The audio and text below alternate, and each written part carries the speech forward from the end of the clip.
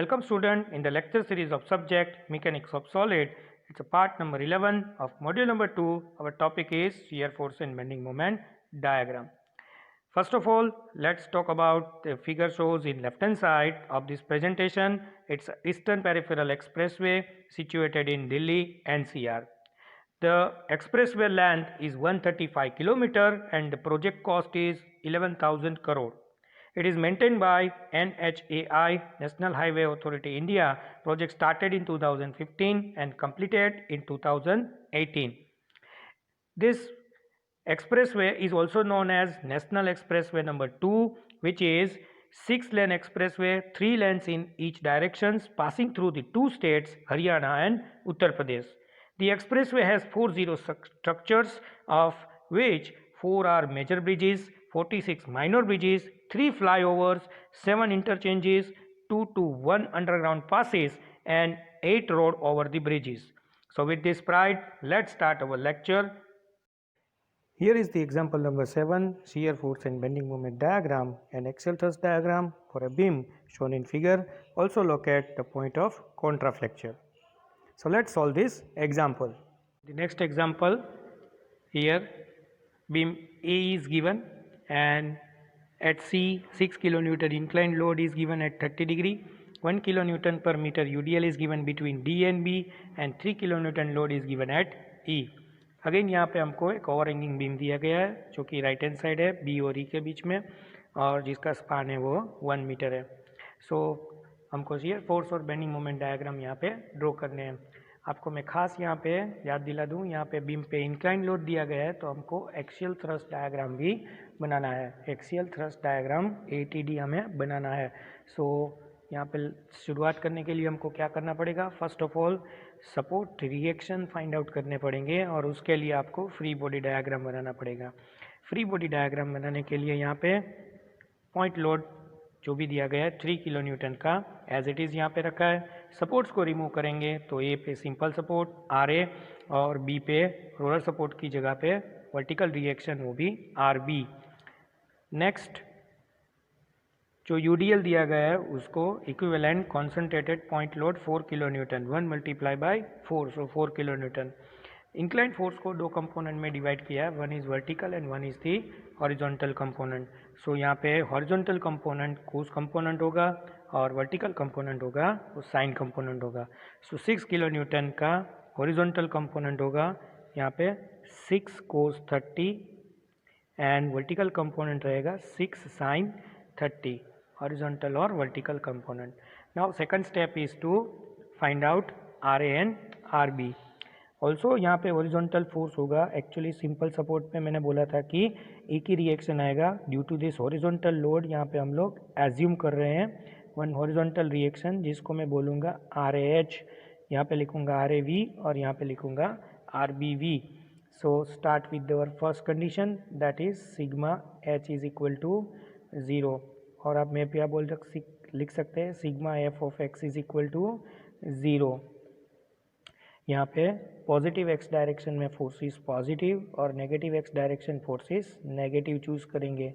So RAH plus 6 cos 30 is equal to 0. That means RAH is equal to minus 6 cos 30 and 6 cos 30 is equal to 5.196 kilo newton. So ये जो values हमको negative मिलेगी इसका मतलब है यहाँ पे हमको जो एज्यूम डायरेक्शन है उसको चेंज करना पड़ेगा. सो ये जो फोर्स इस डायरेक्शन में जा रहा है ये डायरेक्शन जो हमने एज्यूम की थी उसको चेंज करना पड़ेगा. यहाँ पे हम लोग डायरेक्शन चेंज करेंगे negative X direction. So now यहाँ पे लिखूँगा मैं 5.196 kilo newton and direction is so ये मिल गया हमको RAH. Now second sigma V is equal to 0 और sigma F of Y is equal to 0. Upward force positive, downward force negative. So now यहाँ पे RAV plus RBV is equal to 6 sin 30 plus 4 plus 3। So ये value होगी 3 plus 4 plus 3 is equal to 10 kilo newton से equation number 1। Now 3 sigma m is equal to 0 और यहाँ पे clockwise moment positive, anti clockwise moment negative और moment कहाँ पे लेंगे एट ए।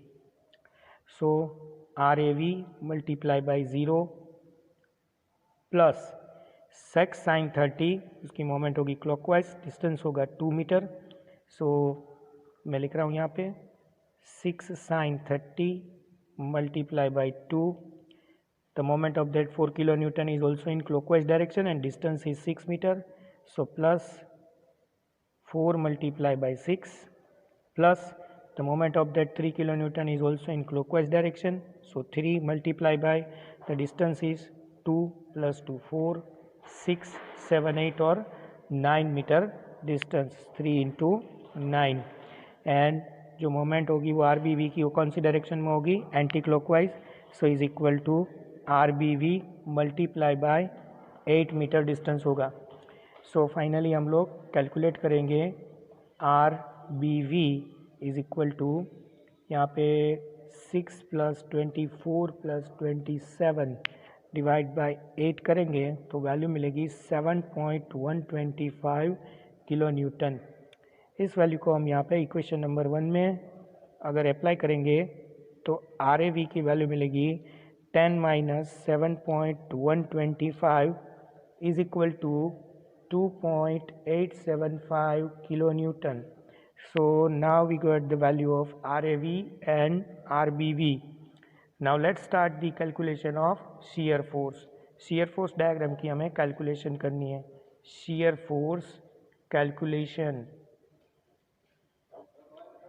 सो सेक्शन के left hand side upward force positive, downward force negative और सेक्शन के right hand side downward force चूँकि होंगे पॉजिटिव और अपवर्ड फोर्स होंगे नेगेटिव। सेक्शन लेंगे यहाँ पे ए पॉइंट पे। सो दो सेक्शन लेंगे 0 0 1 1। देन आफ्टर सी पे सेक्शन लेंगे 2 2, यहाँ पे लेंगे 3 3। देन आफ्टर यहाँ पे डी पॉइंट पे सेक्शन लेंगे ओनली वन सेक्शन लेंगे यहाँ पे इस साइड पे 4 4, क्योंकि कोई अनदर वेरिएशन नहीं है यहाँ पे। उसके बाद यहाँ पे लोड लेंथ वेरिएशन सेक्शन लेंगे 5 5, यहाँ पे लेंगे 6 6 7 7 और लास्ट में लेंगे 8 8 सेक्शन। सो shear फोर्स की कैलकुलेशन करेंगे। shear force at A section 0 0 और यहाँ पे वैल्यू मिलेगी 0 किलो न्यूटन। shear फोर्स की कैलकुलेशन रिपीटेड ए पे करेंगे सेक्शन 1 1, सेक्शन के लेफ्ट हैंड साइड का पोर्शन वहाँ पे ओनली वैल्यू मिलेगा आर ए वी और उसकी वैल्यू अब लोगों को अब मिल चुकी है जो कि है 2.875 किलो न्यूटन। सो यहाँ पे वैल्यू होगी 2.875 kilo Newton. Then after calculation of shear force at C section 2 2 and considering the portion of the left hand side of this section. So answer at this 2 2 section is again same as the 1 1 section 2.875 kilo Newton. Now the shear force calculation at C section 3 3. So now 2.875 minus 6 sin 30. 6 sin 30 is equal to 3 and so that the value is minus 0.125 kilo Newton. So now shear force calculation at D calculate करेंगे 4 4 section पे और beam का portion consider करेंगे left hand side का। सो 2.875 minus 6 sine 30 same value मिलेगा minus 0.125 kilo Newton. shear force calculation at B section 5 5 and that is equal to यहाँ से हम लोग वैल्यू डायरेक्टली लेंगे जो कि हम लोगों को 5 5 सेक्शन के आगे मिला है। सो जो कि होगा minus 0.125 minus 4, so is equal to minus 4.125 kilo newton. Now the shear force calculation at B section 6 6 and that is equal to minus 4.125 plus ये RBV force upward, so that is 7.125 answer मिलेगा is equal to 3 kilo Newton.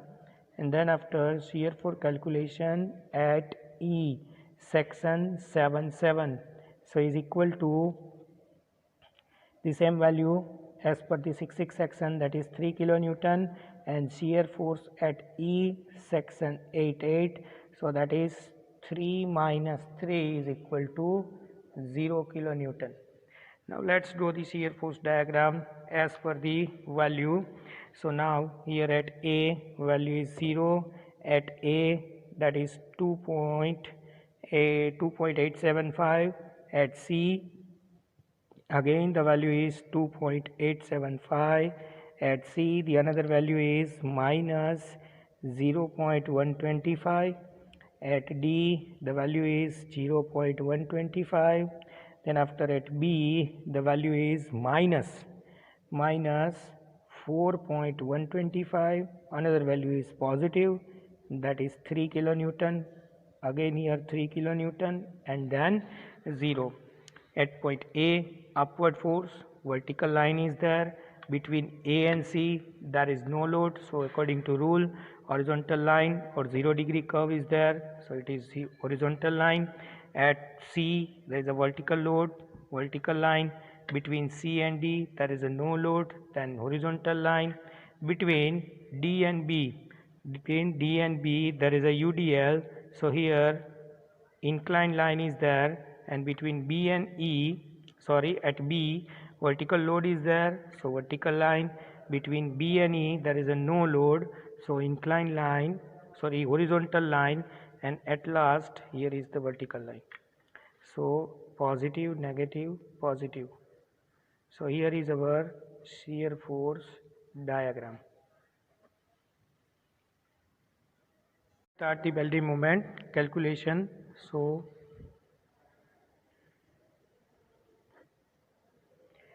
section left hand side clockwise moment positive, anti-clockwise moment negative. The right hand side of the section clockwise moment negative, anti-clockwise moment positive. Section यहाँ पे हम लोगों को already ले चुके हैं और बेंडिंग मोमेंट की कैलकुलेशन करेंगे. So bending moment at A is equal to 0 kilo newton into metre. पहले मैंने आपको बताया बेंडिंग मोमेंट जो होता है वो एंड्स पे 0 रहता है. Then after bending moment at E, that is equal to 0 kilonewton into meter. Now bending moment at C, section consider करेंगे 3 so that the moment of that 2.875 kilonewton force is in clockwise direction and the distance is 2 meter. So 2.875 multiply by यहाँ पे मिलेगा 2, so that is equal to 5.75 kilonewton into meter. Then after bending moment at D, section 4, so is equal to 2.875 and the distance is 4 meter, so multiply by 4 and minus that 6 sin 30 is equal to 3 and the distance is 2 meter. So finally value is 5.5 kilonewton into meter. Then after bending moment at B, section 6 and that is equal to 2.875 multiply by 2 plus 2 4 plus 4, so that is 8 meter distance. 6 sin 30 moment at B, that is anti-clockwise direction, so minus 3 multiply by the distance is 6 meter and the 4 kilonewton moment is also in anti-clockwise and the distance is 2 meter, so 4 multiply by 2, so that is equal to 23 minus 18 minus 8, so is equal to minus 3 kilonewton into meter. Now let's draw the diagram. At A the value is 0, at E the value is 0, and at C the value is 5.75, so that is 5.75. At D the value is 5.5, so at D the value is 5.5, at B the value is 3, so So now between A and C there is no load. So in bending moment diagram, 1 degree curve, that is inclined line. Between C and D, again there is no load, so inclined line. And then after, between, here is C, here is D, between D and B there is a UDL, so that incline or parabolic curve is there. Between B and E there is no load, so here is inclined line. So that is our bending moment diagram. Now second, here the bending moment diagram change its sign from positive to negative, so it is known as point of contraflexure. Now assume the distance of that point of contraflexure, that is from B, is the x meter. Let's learn the procedure to calculate the distance of point of contraflexure from B. Here I am taking the beam and its bending moment diagram. So in bending moment diagram, we know that section K left hand side clockwise moment positive, anti-clockwise moment negative, and section K right hand side clockwise moment negative and anti-clockwise moment positive. So now suppose यहाँ पे point of contraflexure at X distance पे मिल रहा है. सो इस x distance को मैं यहाँ पे एज्यूम करूँगा, तो यहाँ पे पी पॉइंट में यहाँ पे दिखा रहा हूँ पी पॉइंट, जो कि हमारा पॉइंट ऑफ कॉन्ट्राफ्लेक्चर है. सो पी पॉइंट के अलावा बाकी का जो बीम है वो मैं यहाँ पे ड्रॉ कर रहा हूँ. सो यहाँ पे ई पॉइंट है, ये जो डिस्टेंस है वो 3 किलो न्यूटन है. यहाँ पे हमारा बी पॉइंट है और ये है आर बी वी, जिसकी वैल्यू है 7.125 किलो न्यूटन. ये जो डिस्टेंस है हमें मिलेगा 1 मीटर. और जो बाकी का जो पोर्शन है यहाँ पे हमने डिस्टेंस एज्यूम किया है x मीटर डिस्टेंस एज्यूम किया है, जो कि यूडीएल दिखा रहा है. तो इसका हमको concentrated equivalent concentrated point load लिखना है 1 इंटू एक्स मीटर, जो कि हम लगेगा यहाँ पे x/2 और x/2 मीटर पे. नाउ हम taking moment at point P पे हम लोग मोमेंट कैलकुलेट करेंगे. So now the moment of that 3 kilo Newton force, यहाँ पे हम लोग सेक्शन एज्यूम करेंगे, या फिर पी के यहाँ पे हम लोग राइट हैंड साइड का पोर्शन बीम का कंसीडर कर रहे हैं. लास्ट एग्जांपल में हम लोगों ने जो पॉइंट ऑफ कॉन्ट्राफ्लेक्चर है पी के लेफ्ट हैंड साइड वाला पोर्शन कंसीडर किया था. यहाँ पे हम लोग राइट हैंड साइड वाला पोर्शन कंसीडर करेंगे. सो यहाँ पे जो साइन कन्वेक्शन है जो ये वाला यूज़ करेंगे, साइन कन्वेक्शन. सेक्शन के राइट हैंड साइड वाला जो भी हम लोगों ने साइन कन्वेक्शन लिया है वो हम लोग यहाँ पे एज्यूम करेंगे, यानी कि जो क्लॉकवाइज मोमेंट है उसको हम लोग नेगेटिव लिखेंगे और जो भी एंटी क्लॉकवाइज मोमेंट है उसको हम लोग पॉजिटिव लिखेंगे.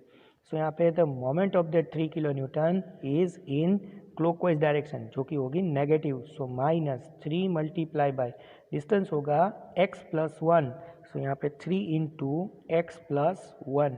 The moment of that 7.125 is in anti clockwise direction. So यहाँ पे पॉजिटिव रहेगा 7.125, जो कि इसका डिस्टेंस होगा वो होगा x मीटर. नाउ नेक्स्ट जो लोड होगा 1 इंटू एक्स, उसका जो डिस्टेंस होगा वो x/2 होगा. मोमेंट होगा उसका क्लॉकवाइज, जो यहाँ पे नेगेटिव लिखेंगे 1 into X into x/2, that is equal to 0. So ये हो गया -x²/2 plus 7.125 into X minus 3 into X minus 3 is equal to 0. 2 से हम लोग पूरे इक्वेशन को यहाँ पे 2 से यहाँ पे मल्टीप्लाई करेंगे. सो क्या होगा यहाँ पे, और माइनस साइन जो हम लोग यहाँ पे इनसाइड यहाँ पे अप्लाई करेंगे.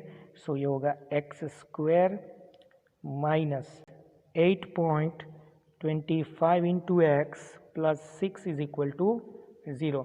इस इक्वेशन को हम लोग सॉल्व करेंगे. कैसे, तो कि यहाँ पे हम लोग ax² plus bx plus c से कंपेयर करेंगे और उसके बाद उसके हम लोग रूट्स फाइंड आउट करेंगे. सो पहले कैलकुलेट करेंगे डेल्टा, जो कि उसका इक्वेशन है b² minus 4ac. So is equal to, यहाँ पे b की वैल्यू मिलेगी -8.25 स्क्वायर माइनस 4, a की वैल्यू मिलेगी 1 एंड c की वैल्यू होगी 6. सो ये आंसर आएगा 6.64. नाउ इसके 2 रूट्स, अगर हम अल्फ़ा और बीटा कंसीडर करें, सो अल्फ़ा और beta is equal to minus B plus और minus root delta upon 2a। Alpha के लिए प्लस लेंगे और बीटा के लिए यहाँ पे माइनस लिखेंगे। सो ये माइनस बी है, बी की ऑलरेडी वैल्यू माइनस में है तो यहाँ पे हो जाएगा प्लस 8.25 प्लस और minus under root of 6.64 divide by 2 into 1। Mathematically हम लोग इसकी वैल्यूज़ अगर हम लोग कैलकुलेट करेंगे वन टाइम पॉजिटिव और नेगेटिव, सो वैल्यू मिलेगी 7.44 और दूसरी वैल्यू मिलेगी हमको 0.806 इसकी वैल्यू हम लोगों को मिलेगी। सो यहाँ पे जो 7.44 वैल्यू जो हम लोगों को मिलेगी वो वैल्यू पॉसिबल नहीं है, क्योंकि हमारा जो टोटल डिस्टेंस है वो 4 मीटर है। डी से हम लोगों का बी जो डिस्टेंस है वो 4 मीटर है, हमें वैल्यू मिलेगी 7.44 तो वो 4 से ग्रेटर देन हो जाएगी। इसीलिए हम लोग ये इस वैल्यू को कंसिडर नहीं कर सकते, ये वैल्यू पॉसिबल नहीं है। तो इसीलिए यहाँ पे हमारी एक्स की वैल्यू रहेगी 0.806 मीटर, जो कि हमारा आंसर है। अभी आपको यहाँ पे एक्सियल थ्रस्ट डायग्राम बनाना है। एक्सियल थ्रस्ट डायग्राम बनाने के लिए साइन कन्वेक्शन चूज़ करेंगे, जो कि अगर टेंसाइल होगी तो पॉजिटिव और कंप्रेसिव होगी तो नेगेटिव, यानी कि -x डायरेक्शन में नेगेटिव और पॉजिटिव x डायरेक्शन में फोर्स की वैल्यू लेंगे पॉजिटिव। सो यहाँ पे कैलकुलेशन करेंगे एट C, अगर कैलकुलेशन करेंगे सो वैल्यू होगी -5.196 किलो न्यूटन, और एट ए पॉइंट पे कैलकुलेशन करेंगे तो भी मिलेगी -1.96 kilo newton. So remaining beam पे कोई भी हॉरिजॉन्टल फोर्स नहीं लग रहा है तो उसकी कैलकुलेशन करने की ज़रूरत नहीं है। अभी हम यहाँ पे डायग्राम ड्रॉ करेंगे तो ये रहेगा ए पॉइंट और सी पॉइंट। सो यहाँ पे होगा 5.196 एंड 5.196। सो भी डायग्राम को ज्वाइंट करेंगे हम लोग।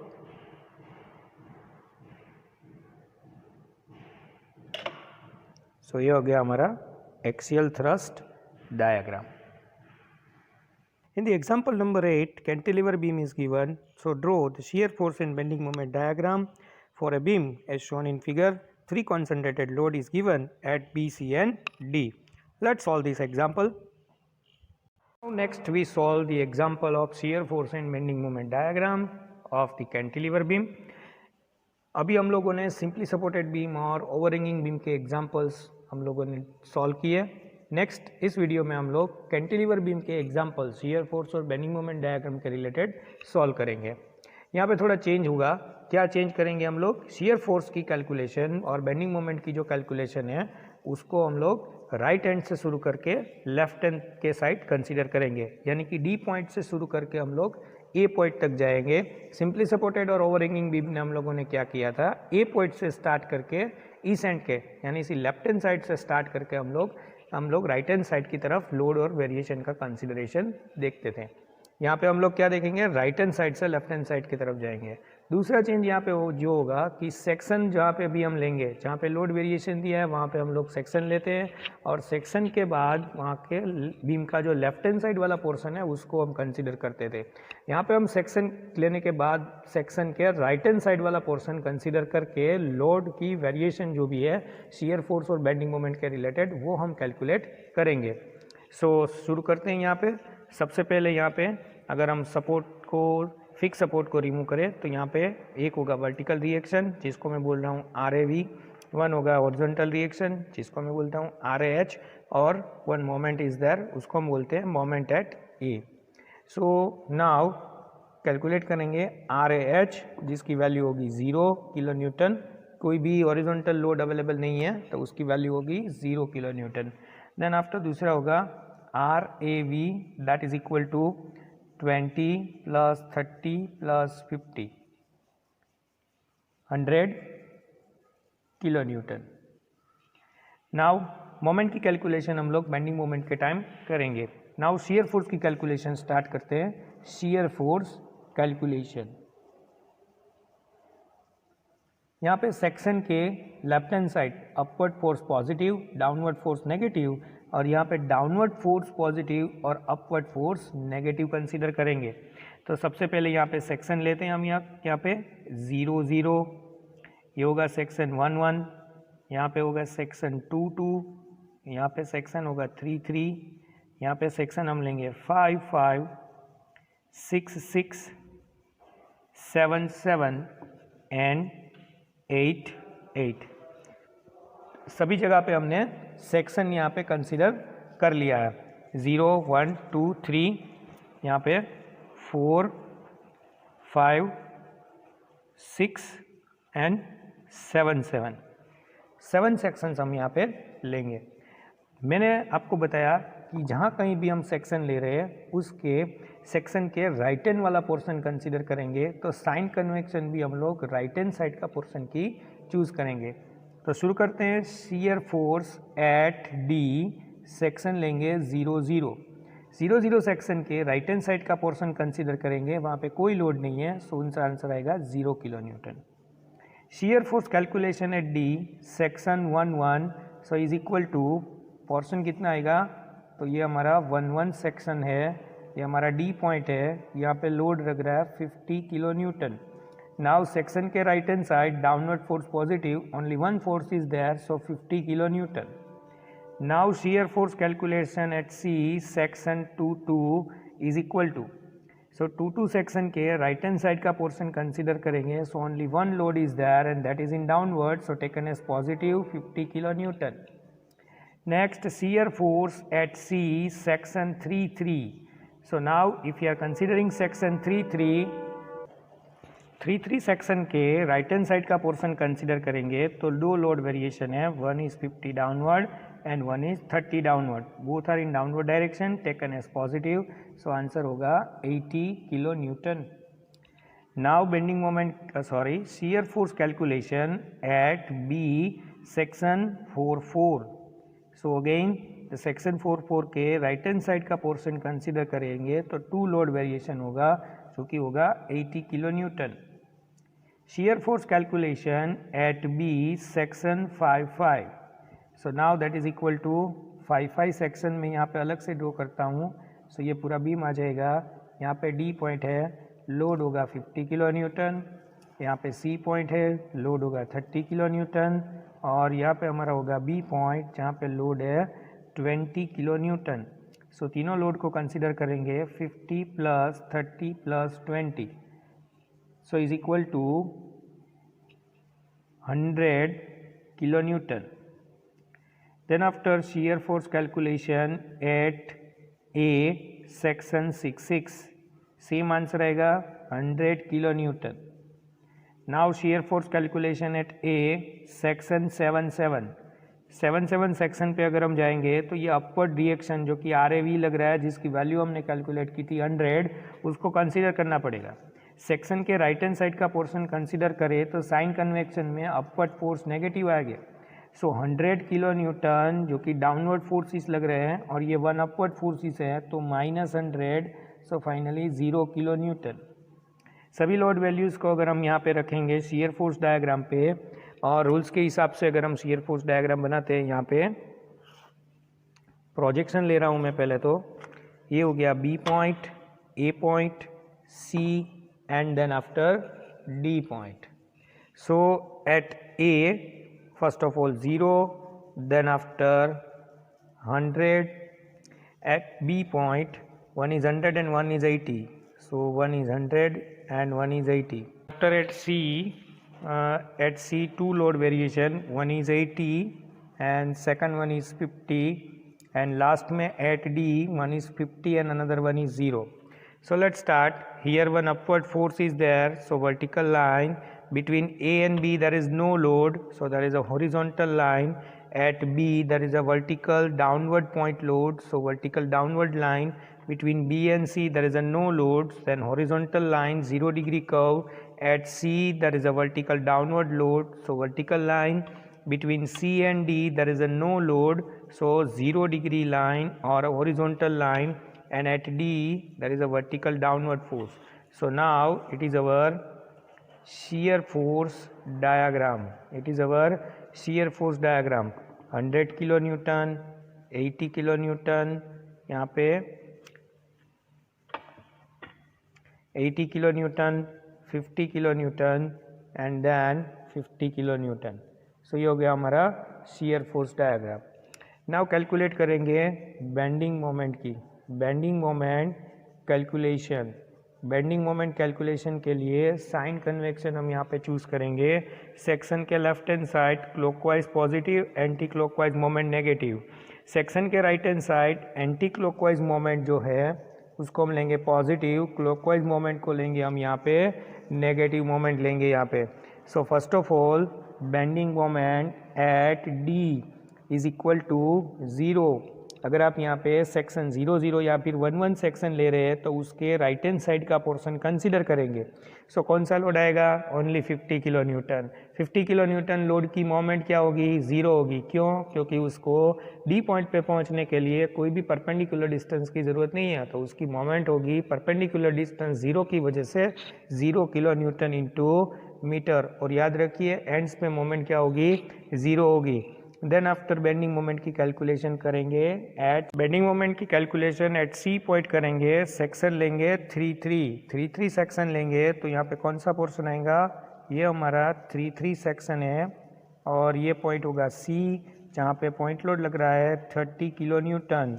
देन आफ्टर यहाँ पे हमारा होगा डी पॉइंट और वहाँ पे पॉइंट लोड लग रहा है 50 किलो न्यूटन। इन दोनों के बीच में डिस्टेंस है 2 metre. The moment of that 30 kilonewton is 0. Only the moment of 50 kilonewton at C, that is in clockwise direction. Here the clockwise direction moment is negative. So value होगी यहाँ पे -50 multiplied by 2. So is equal to -100 kilonewton into meter. Then after bending moment calculation at B section consider करेंगे 5. अगर यहाँ पे मैं B point को लगता हूँ, बी पॉइंट, सो बी पॉइंट के सेक्शन यहाँ पे होगा 5, फोर्स होगा यहाँ पे 20 किलो न्यूटन, यहाँ पे फोर्स होगा 30 किलो न्यूटन और यहाँ पे फोर्स होगा 50 kilo Newton. Moment of that 50 kilo newton is clockwise, moment of 30 kilo newton is clockwise end moment of that 20 kilo newton is 0। सो यहाँ पे -50 multiply by 4 -30 multiply by 2, so is equal to -260 kilonewton into meter. Then after bending moment calculation करेंगे at A section consider करेंगे 7. Now the moment of that 50 kilonewton at A, that is in clockwise, 30 kilonewton moment is clockwise and 20 kilonewton moment is also in clockwise direction. The moment of RAV and RAH is equal to 0 because of no perpendicular distance. So now the perpendicular distance for the 50 kilonewton is 6 meter, for the 30 kilonewton 4 meter and for the 20 kilonewton the distance is 2 meter. So here -50 multiplied by 6, then after -30 multiplied by 4 and -20 multiplied by 2. So answer मिलेगा -460 kilonewton into meter. So now at D the moment is 0, at C the moment is 100 kilonewton into meter, at B the moment is 260 kilonewton into meter and at A the moment is 460 kilonewton into meter. Now here between A and B there is a no load. That means inclined line is there according to the rule or 1 degree curve. Between B and C there is no load, so again inclined line, that is inclined line, and between C and D there is no load, so again inclined line. So here is our bending moment diagram. In the example number 9, the cantilever beam with UDL is given at two concentrated point load of 20 kilonewton and 30 kilonewton, and we want to draw the shear force and bending moment diagram of this given beam. So let's solve this example. Another example of the cantilever beam. Here one UDL is given between B and C and point load is given 30 kilonewton at end D. So here if I removing this fixed support, one vertical reaction is there, that is say RAV, one horizontal reaction, that is RAH, and one moment is here, that is called moment at point A. Also I am converting this UDL into the two concentrated point load. Here between B and E there is a UDL, and I am converting this UDL into equivalent concentrated load. 10 multiplied by 2, that is 20. Again here between E and C there is a UDL, so 10 multiplied by 2, that is 20, and lying at the center of this 2 meter distance between B and E. So I am dividing this 2 meter distance into 1 meter. Here between E and C again the distance is 2 meter, and so that this point load is lying at center of this point E and C. So here I am dividing 2 meter into 1 meter. So let's start the calculation. First of all, calculate the RAH, that is equal to 0 because no horizontal load is available on the beam. Second one is RAV, so that is equal to 20 plus 20 plus 20 plus 30, that is equal to 90 kilonewton. RAV की value हमने क्या consider की है यहाँ पे, upward reaction, और ये सभी लोड जो कि है डाउनवर्ड डायरेक्शन में है, सो इसलिए इसका समेशन लिया है और जो हमको मिलेगा अपवर्ड डायरेक्शन में. सो RAV की वैल्यू हमें मिल चुकी है. नाउ स्टार्ट करते हैं शियर फोर्स की calculation. Shear force calculation, sign convention choose करेंगे. Left hand side upward force positive, downward negative, और right hand side downward force positive and upward force negative. Section यहाँ पे लेंगे 0 0, यहाँ पे लेंगे 1 1, यहाँ पे सेक्शन लेंगे 2 2. सेक्शन मैंने 1 ही लिया है क्योंकि लोड वेरिएशन ज़्यादा नहीं दिया गया है, सो 2 सेक्शन लेने की ज़रूरत नहीं है. एट ई यहाँ पे 3 3, यहाँ पे 4 4, नेक्स्ट 5 5. सेम जैसे कि सी में हमने किया, यहाँ पे भी मैंने 1 सेक्शन ही लिया है, लोड वेरिएशन नहीं है इसी वजह से. यहाँ पे होगा 6 6 और लास्ट में सेक्शन लेंगे 7 7. So now let's start the shear force eight D section 0 0, considering the right hand side portion of the beam of this section. Section के राइट हैंड साइड कुछ भी नहीं है, सो यहाँ पे 0 kilo newton. Now shear force eight D section consideration 1 1, and after the consideration section 1 1, considering the right hand side portion of the beam, here is only one downward load, that is 30 kilonewton. According to sign convection, right hand side of the section downward force is positive, so यहाँ पे 30 kilonewton.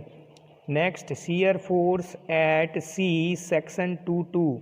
2 2 section के right hand side का portion beam का consider करते हैं, तो यहाँ पे वन लोड ही है जो कि उसकी वैल्यू है 30 किलो न्यूटन. सो यहाँ पे आंसर आएगा 30 किलो न्यूटन. नेक्स्ट कैलकुलेशन करेंगे शियर फोर्स की, जो कि हमारा ई पॉइंट है, और सेक्शन लेंगे हम लोग 3 3. So shear force at E section 3 3. So now considering the right hand side portion of the beam, so here is two load, one is 30 and one is 20, both are in downward, so load is 50 kilonewton. Shear force calculation at E section consideration 4 4. So now considering this 20 kilonewton load, so 50 plus 20, so that is equal to 70 kilonewton. So now shear force calculation at B section consideration 5 5. So there is 20 kilonewton load we have to consider, so that 70 plus 20, so that is equal to 90 kilonewton. Then after shear force calculation at A section 6 6, and is equal to now this 90, and here is only the 90 kilonewton load. Now shear force calculation at A section 7 7.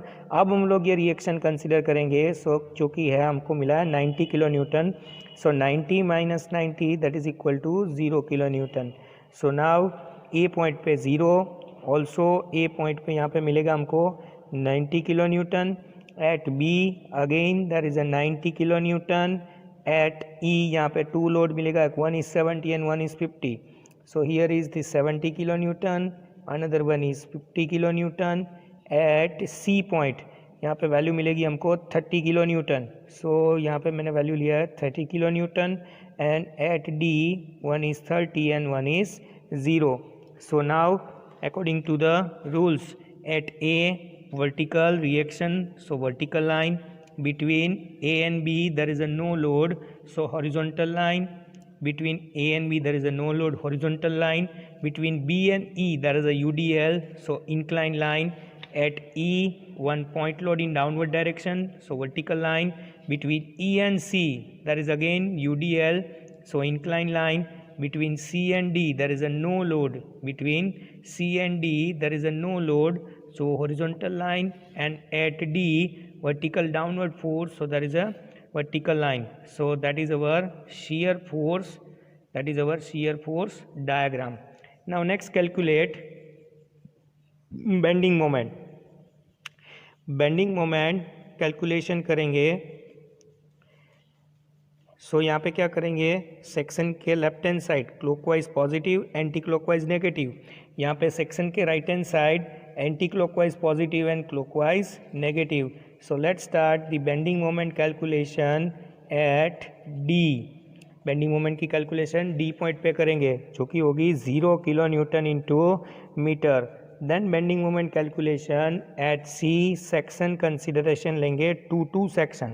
2 section consider करेंगे, और इस section के right hand side का portion अगर हम consider करते हैं तो ये 30 किलो न्यूटन पॉइंट लोड का जो मोमेंट होगा वो कौन सी डायरेक्शन में होगा, clockwise.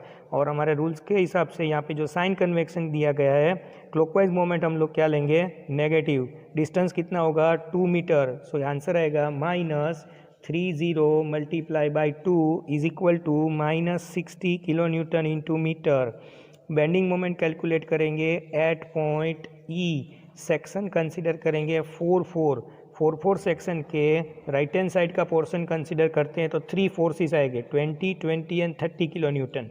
That 20 kilo newton load moment is 0 because of no perpendicular distance. That 20 kilonewton load moment is in clockwise direction and the distance is 1 meter, and the moment of that 30 kilonewton load is also it is in clockwise direction and the distance is 2 plus 2, that is 4 meter. So minus 30 multiply by 4 and minus 20 multiply by 1. So answer is equal to minus 140 kilonewton into meter. Then after bending moment calculate करेंगे at point B section 5. So now 5 section के right hand side का portion consider करेंगे तो 3 point loads of 20 kilonewton and 30 kilonewton सभी को consider करना पड़ेगा. सभी की moment clockwise आएगी.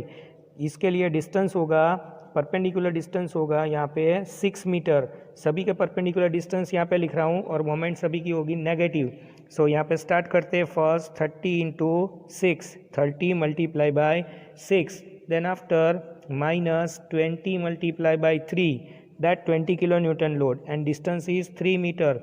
Then after minus 20 multiplied by 2, then after minus 20 multiplied by 1, that last force, the moment is clockwise and distance is only 1 meter. So answer is minus 300 kilonewton into meter.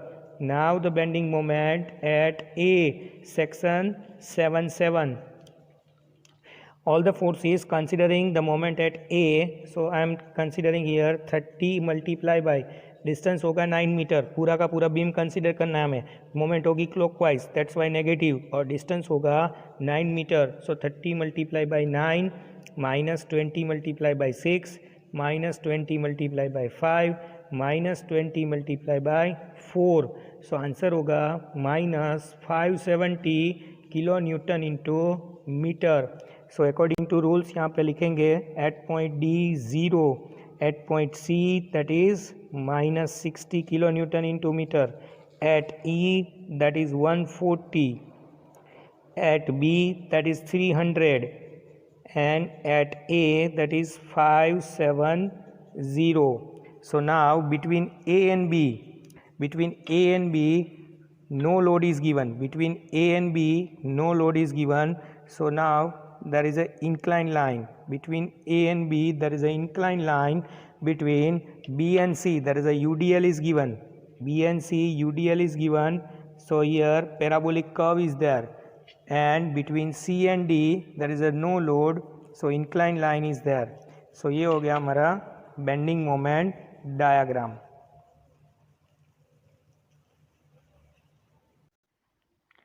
So students, it's the end of part number 11. We will meet in the next part with more number of examples. So thanks for watching, keep learning, and wish you good luck to all.